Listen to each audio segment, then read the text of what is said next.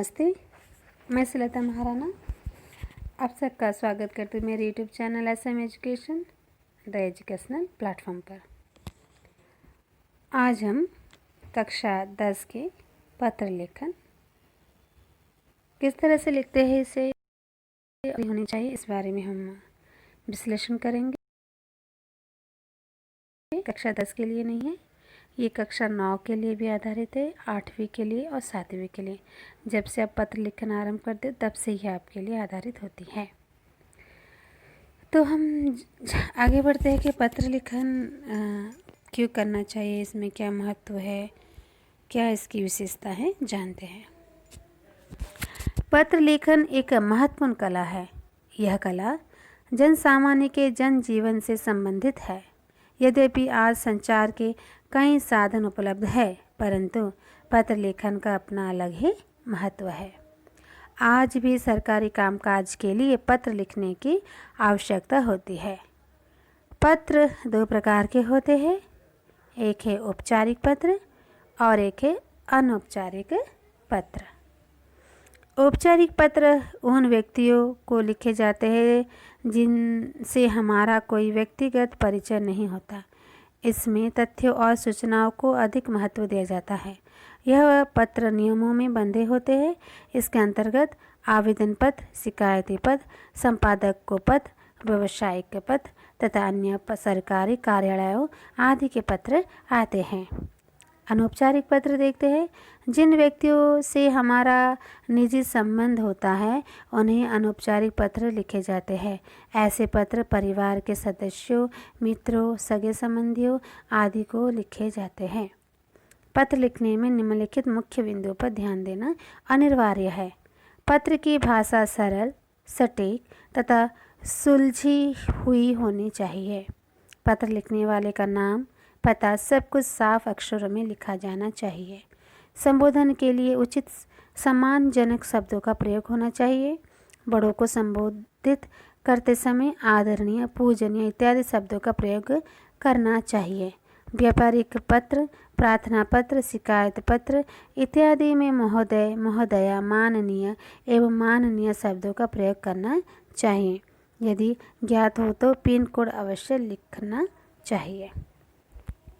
तो इस तरह से हमने औपचारिक पत्र, अनौपचारिक पत्र, पत्र लिखने के कुछ मुख्य बिंदुओं पर प्रकाश डाला है। अब हम देखते हैं पत्र का आरंभ और समापन अनौपचारिक पत्र से आरंभ करते हैं।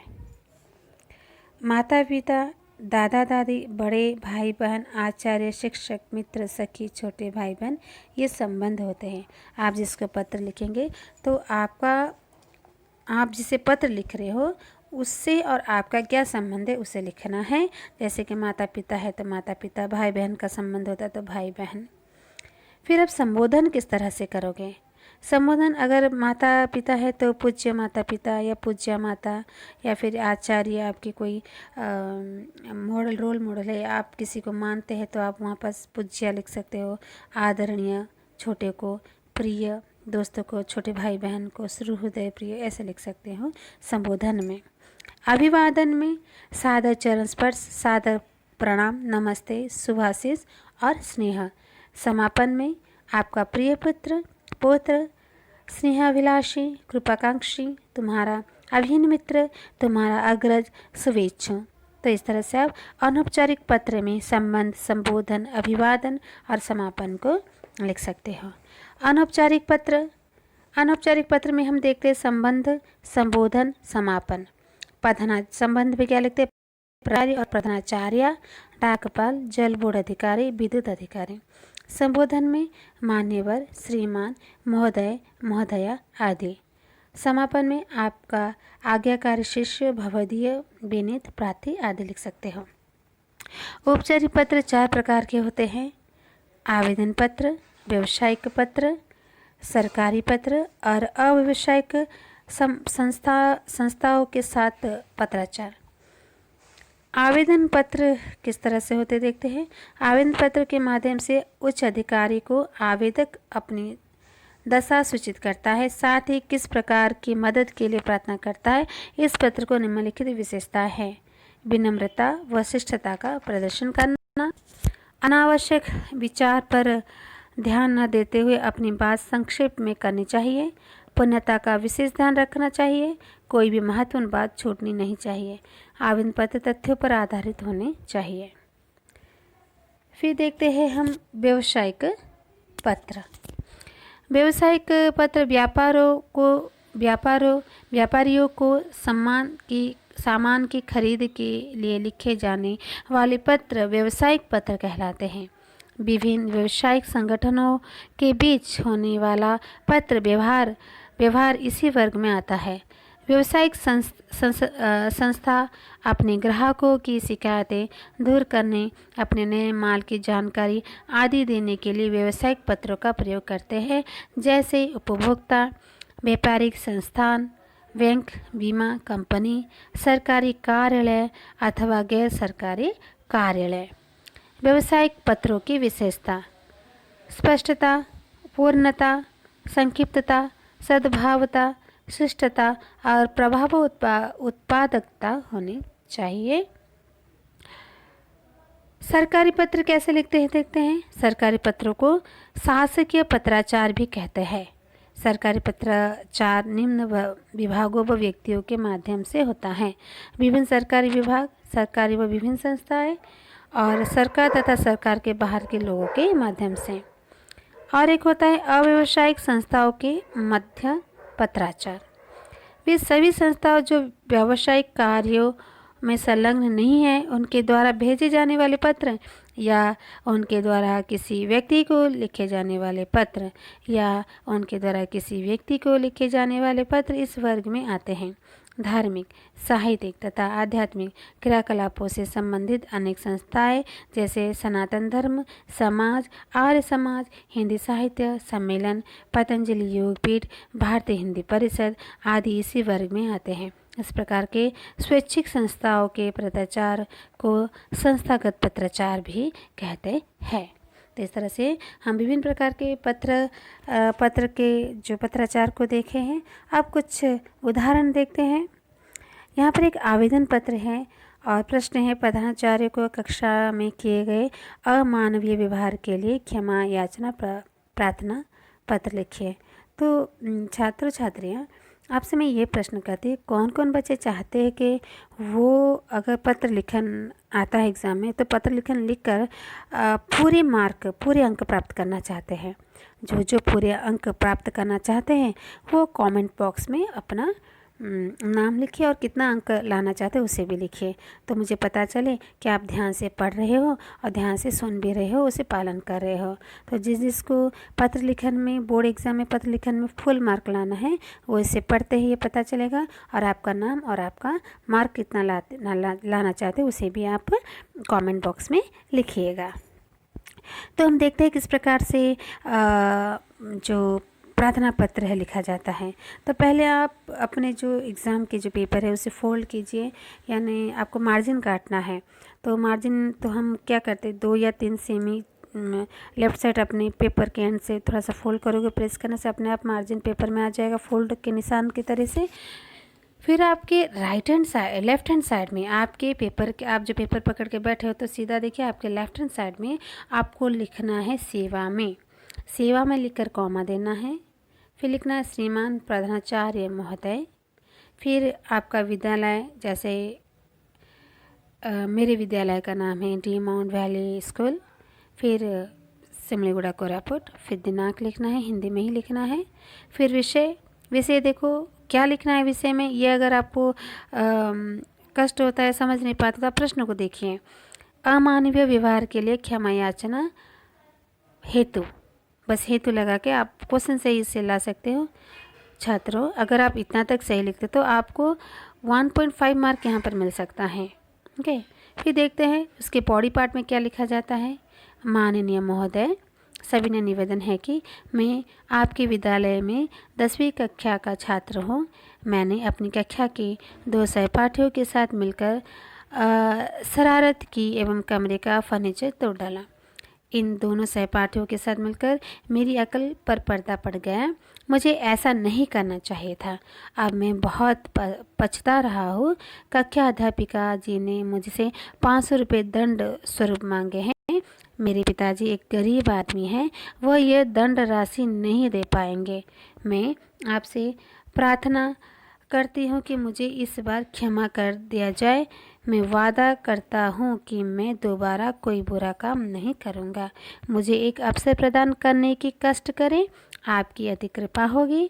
फिर लेफ्ट हैंड साइड में नीचे लिखना है धन्यवाद, आपकी आज्ञाकारी शिष्य और गर्ल्स है तो शिष्या, और आपका नाम जैसे नीतू कुमारी और कक्षा 10वीं। इस तरह से आपने आपका आवेदन पत्र लिखा। और एक उदाहरण देखते हैं बच्चों।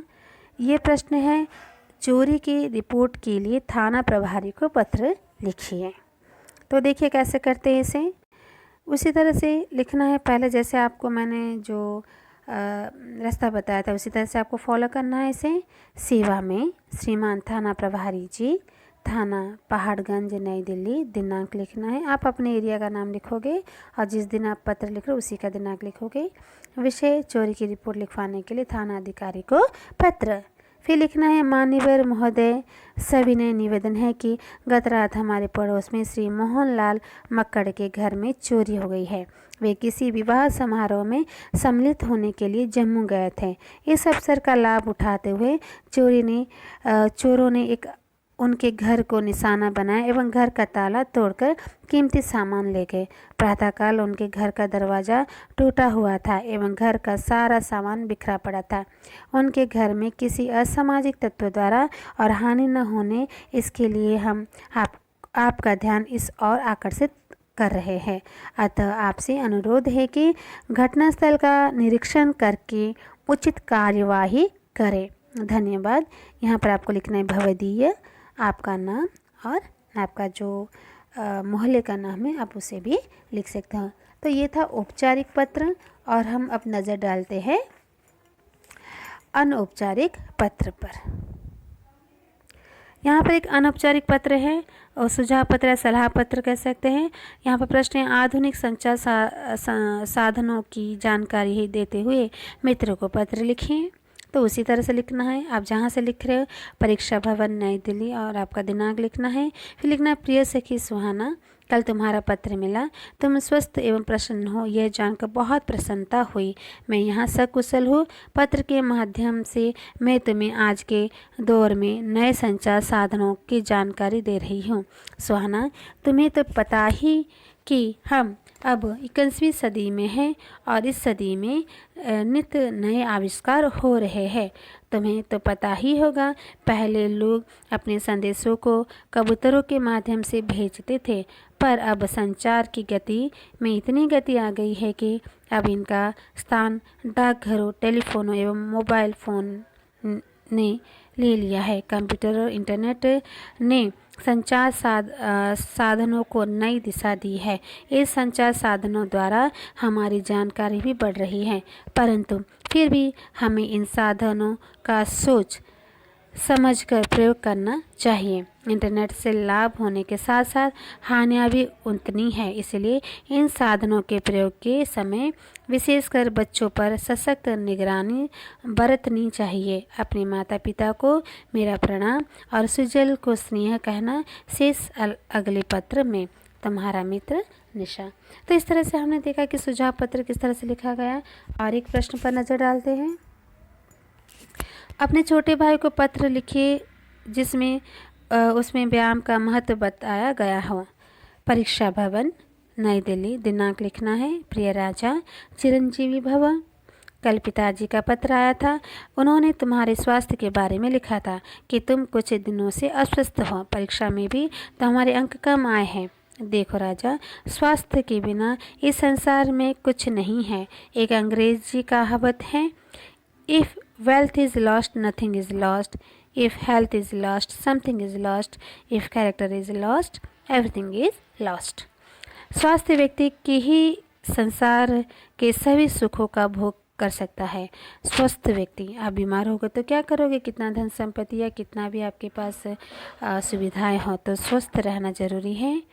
परंतु अस्वस्थ व्यक्ति के लिए सब कुछ बेकार है। स्वस्थ शरीर में स्वस्थ मस्तिष्क का विकास होता है, सभी का चुस्ती फुर्ती से हो सकते हैं। अस्वस्थता भी एक अभिशाप है। शरीर को शक्ति संपन्न बनाने के लिए तुम्हें व्यायाम का सहारा लेना होगा। व्यायाम करने से शरीर के अंग पुष्ट होते हैं, सहन शक्ति में वृद्धि होती है, रक्त का संचार ठीक प्रकार से होता है। यदि तुम नियम से व्यायाम करोगे तो कभी बीमार नहीं पड़ोगे। अगले पत्र में अपनी दिनचर्या अवश्य लिखना। मेरे पत्र पर भी अमल करना न भूलना। माताजी पिताजी को प्रणाम, तुम्हारा भाई साहिल। तो इस तरह से हमने जो अनौपचारिक पत्र थे उस पर भी हमने नज़र डाला, देखा किस तरह से लिखा जाना चाहिए। तो छात्रों, आप इसे प्रैक्टिस कीजिए, वीडियो को देखिए, बार बार देखिए। क्या समझ में नहीं आता आप कमेंट में मुझे लिखकर भेज सकते हो, मैं उस पर ज़रूर अमल करूँगी, आपको सहायता करूँगी कि आप 10th बोर्ड में अच्छे अंक प्राप्त करें हिंदी पेपर में। और मैंने भी किया था, 96 मार्क मेरे आए थे 100 से, तो आपके भी आ सकते हैं 99 भी। ओके, तो आप चाहोगे तो मैं उतना सहयोग आपको दूंगी, लेकिन आपको अपनी उत्सुकता दिखानी होगी, आपको पढ़ना होगा, आपको पूछना होगा, पढ़ना लिखना ये सब पर प्रैक्टिस आपको करना होगा। तो आप इसे कीजिए, और जिस चीज़ को अच्छे मार्क चाहिए हिंदी में और लाना चाहते हो तो आप मुझे कमेंट में लिखिए आप कितना मार्क लाना चाहते हो हिंदी पेपर में, तो उस तरह से मैं आपको पेपर भी कराऊंगी। और ये मेरा वीडियो था, सबके लिए ये है, आप सभी इससे पढ़िए और प्रैक्टिस भी कीजिए। तो इस तरह से आप मेरे चैनल को सब्सक्राइब कीजिए और बेल आइकन को प्रेस कीजिए, जिससे आपको नई वीडियो की नोटिफिकेशन मिल सके। और चैनल को सब्सक्राइब और बेल आइकन को प्रेस कीजिए और वीडियो को लाइक कीजिए, शेयर कीजिए और कमेंट कीजिए आपको क्या ज़रूरत है। तो इस तरह से इस वीडियो को मैं यहाँ समाप्त करती हूँ। धन्यवाद, नमस्ते।